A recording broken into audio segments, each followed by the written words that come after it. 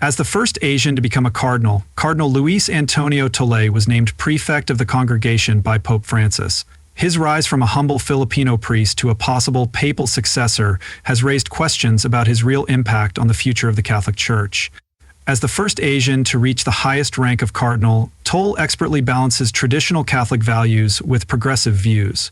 Is this media-savvy cardinal strategically positioning himself? What does the public think about Cardinal Luis Antonio Tagle becoming Pope? Join us as we look into how he confirms what we all thought happened inside the Vatican's power chambers. Behind the tall walls of Vatican City, Cardinal Luis Antonio Tagle walks through marble hallways where centuries of church history echo with every step. But the Filipino cardinal brings something new to these ancient halls. An Asian perspective that's changing how the Catholic Church works. Since he arrived in 2019, Tagle has been in a number of important positions at the Vatican. Each one has given him more power. He is now in charge of many different departments, the Church's huge finances, and its missionary work around the world. But unlike his predecessors who often worked behind closed doors, Tagle is open about these positions. For example, he manages church money as a member of the administration of the Patrimony of the Holy See, which he is in charge of. Despite having funds that would make investment bankers dizzy, he pushed for clearer financial reporting and stricter oversight. The faithful deserve to know how their donations serve God's work, he said, at a key meeting that changed the way the Vatican banks. Tagle's presidency of Caritas Internationalis from 2015 to 2022 showed how well he could handle complex global problems. For example, when earthquakes hit Haiti or war broke out in Syria, he coordinated relief efforts that crossed religious and political lines. Caritas went from being a traditional charity to a modern humanitarian organization with a spiritual heart. The French government noticed and gave him the Legion of Honor, France's highest honor, in February 2024. At the ceremony at V. Bonaparte, Tagle didn't talk about his own accomplishments, but about the volunteers who make Catholic charity work possible. This honor belongs to countless hands that serve the poor, he said, touching the medal with his characteristic humility. A few months later, as special envoy to the National Eucharistic Congress, Tagle spoke to 500 American Catholics in Indianapolis's Lucas Oil Stadium, which is also used for NFL games. The crowd went wild with applause as he linked ancient church teachings to modern life problems. Even non-Catholics were moved by his words. But perhaps his most important accomplishment was breaking Europe's hold on Vatican leadership as the first Filipino to become a cardinal. Asian church leaders had not been able to attend Vatican meetings for hundreds of years. When he speaks, he brings ideas from Asia and Africa, where the Catholic population is growing the fastest, that will shape the future of the Church. His deep understanding of both Eastern and Western cultures makes him a natural bridge builder during interfaith dialogue. Muslim leaders praise his respectful approach to religious differences, and Jewish rabbis praise his efforts to strengthen Catholic-Jewish relationships. Even secular groups, Vatican insiders, and the international media often talk about Tagle as a possible future pope. This kind of talk would have seemed impossible for an Asian cardinal in the past, but Tagle's spiritual depth, administrative skill, and genuine warmth have changed what many people think is possible. Those who work closely with him say he isn't affected by power. He still stops to talk to Vatican gardeners between high-level meetings, remembering their names and families. Stories say that Tagle's office door is always open to visitors, that he makes time in his schedule to meet with regular Catholics, and that his main goal is to serve people, not power. In Vatican City, which is a place where tradition and change coexist, Tagle has done something very special. He has earned the respect of traditionalists while pushing for needed reforms. As one veteran Vatican reporter put it, he's showing that change doesn't always need a revolution. Sometimes all it takes is a smile and an open heart. The way he uses his unmatched power really sets him apart. How does this humble Filipino priest break centuries of strict Catholic protocol while winning over people of all faiths? Let's find out about the people's cardinal who is changing the church. In the busy streets of Manila, stories spread like wildfire about a cardinal who rides the bus, carries his own bags, and eats with street kids. He sat right next to me on the jeepney, Maria Santos, a street child, remembers. I didn't think it was him at first until he smiled and asked about my family. This isn't a publicity stunt, it's Cardinal Luis Antonio Tagle's daily life. He's been called the Asian Francis because he looks a lot like the current pope. Tagle has created a new way for the Church to lead that goes against centuries of tradition while staying true to core Catholic values. For example, he speaks out against abortion and artificial birth control while still supporting Catholic teachings against them. He is surprisingly soft-spoken about issues that usually cause heated debates. The harsh words we used in the past, he said in a packed conference, have built walls instead of bridges. His voice softens a lot when talking about LGBT+ Catholics and divorced people. In a historic speech that moved people to tears, he challenged the church's traditional harsh stance by saying, "Before we speak of sin, we must speak of human dignity. Before we point fingers, we must extend hands." Philippines Tagle doesn't just pray. He's also started programs that combine spiritual guidance with practical action, like getting parishes to plant trees, use less plastic, and make community gardens. The media-savvy cardinal knows how to use modern communication channels. His Facebook live sessions have millions of viewers, and his YouTube channel breaks down complicated church teachings into short, easy-to-understand messages. But unlike many social media stars, Tagle responds personally. Often late at night, he answers messages from troubled followers. He often reminds his fellow church leaders that his offices in Manila and later in Vatican City had an open-door policy for the poor. Security guards say tales of him skipping formal dinners to sit with homeless families who came to ask for help during the worst of Manila's urban poverty crisis. Tagle turned empty church properties into temporary shelters and set up kitchens that serve with respect. During a controversial debate about church wealth, Tagle shocked traditionalists by publicly supporting greater financial transparency. "We cannot preach poverty while living in luxury," he said firmly. His leadership style raises eyebrows among some traditional Catholics who prefer the church's old ways, but stays unaffected by criticism. "The church must change with the times," he says, "not in its truth, but in how we share that truth with the world." Through it all, Tagle keeps his trademark smile and friendly personality. Whether he's talking theology with scholars or eating a simple meal with janitors, he brings the same attentive presence. As his former secretary puts it, in a world of loud voices, Cardinal Tagle shows that true power lies in gentle strength.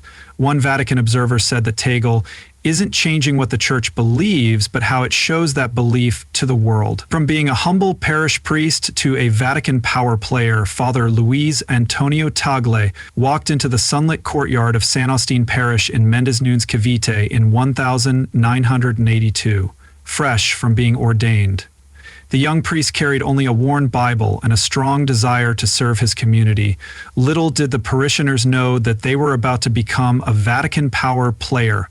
We're seeing the first steps of a man who would shake up the traditional power structure of the Catholic Church. His sharp mind and gentle spirit quickly caught people's attention. Within months, he juggled roles as a parish priest and spiritual director for future priests at the Diois Seminary of Imus. By 1983, he was only 26 years old and had already become the seminary's rector, a promotion that raised eyebrows and expectations. In 1997, Pope John Paul II gave him a hand in the papacy. Tagle worked directly under Cardinal Joseph Ratzinger, who would become Pope Benedict XVI. During heated theological debates, he earned respect not by shouting the loudest, but by listening the hardest. October 2001 was a turning point when he became Bishop of Imus. He broke with tradition by not having a car or any other unnecessary items, and often inviting homeless people to share his simple meals. Local vendors say they saw him early in the morning sweeping the cathedral steps by himself, but it was how he dealt with tough situations that really made him stand out. For example, when terrible floods hit Cavite in 2009, he turned churches into emergency shelters and organized rescue operations with the help of volunteers working in knee-deep water.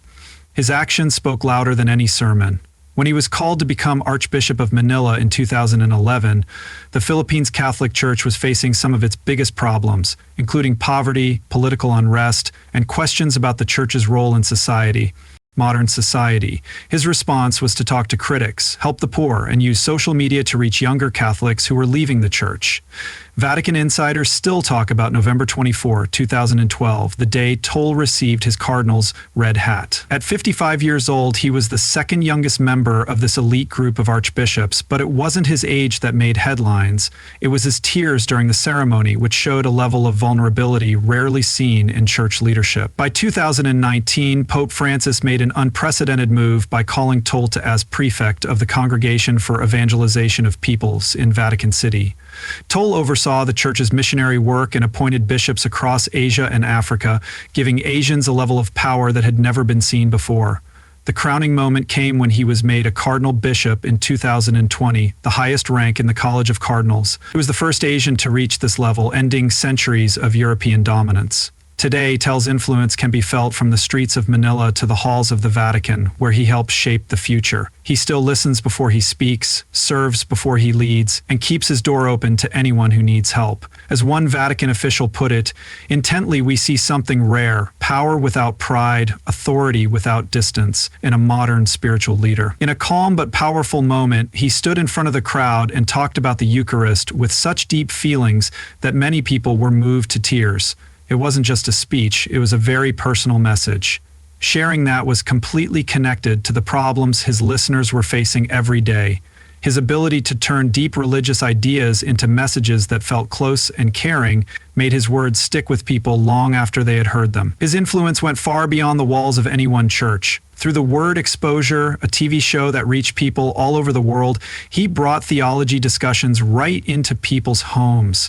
He took difficult religious ideas and turned them into lessons that were easy to understand and useful in everyday life. People felt like he was talking directly to them when he was on TV. He wasn't just teaching them about faith, he was also supporting and encouraging them. His message wasn't just spiritual teachings, he became a strong supporter of social justice. Time and time again, he spoke out against the unfair treatment of those who were marginalized and oppressed. His speeches weren't just calls to action, they were deep reflections on human dignity and the responsibility society has. To every word he spoke was carefully chosen and delivered with such conviction that it was hard for anyone to stay neutral. People all over the world noticed his efforts, and many well-known universities around the world gave him honorary degrees as a sign of their appreciation for his unwavering dedication to promoting education, interfaith dialogue, and the bigger ideas of justice and peace. Each degree was a reminder of how far-reaching his work really was. In 2020, his life took a sudden turn when he caught COVID-19. The illness was hard, but his recovery became a beacon of hope for many people who were fighting the virus or had loved ones who were struggling with it. By talking about his battle and recovery, he gave comfort and a sense of unity, putting a face on the pandemic that had killed so many. His survival wasn't just a personal win. It became a symbol of strength and faith in Hia. He worked hard to build connections between different religious communities at a time when religious divisions and misunderstandings were common. His approach was based on respect and a genuine desire to understand others, which earned him respect from leaders of different faiths. His efforts broke down barriers and encouraged conversations that focused on shared values rather than differences, which is what really made him great. His unique mix of deep knowledge and caring for others made him stand out. He could talk about complicated religious ideas just as easily as he could give simple, heartfelt advice to someone in need. This made his teachings accessible to both scholars and regular people, creating a welcoming environment in his ministry that was built by a life dedicated to serving others. Looking at Cardinal Tagle today, the man who moves audiences to tears, builds bridges between faiths, and earns the respect of world leaders, raises an interesting question. Has this always been his dream? Or did this calling to serve come along the way? From the stethoscope dream to the sacred robes, no one saw it coming, not even young Luis Antonio Tyler himself. The boy who once dreamed of wearing a doctor's white coat would instead don the red robes of a cardinal and become one of the most powerful leaders in the Catholic Church. He was born on a hot summer day in Manila on June 21, 1957, and his family called him Cheeto. He grew up in a home where faith was important. His father, Manuel, was proud to be Tagalog, and his mother, Milagros, was Chinese-Filipino. Together, they created a unique blend of traditions that shaped their oldest child's view of the world. But Chio's heritage was more than that. Through his father, he carried the blood of the Principala, the Spanish colonial aristocracy that once ruled Philippine society before the 1896. But his grandfather, Florencio, had a different story to tell. Picture of privilege. Cheo's grandmother ran a hotel so the family could start over after being hurt by a bomb in WIR.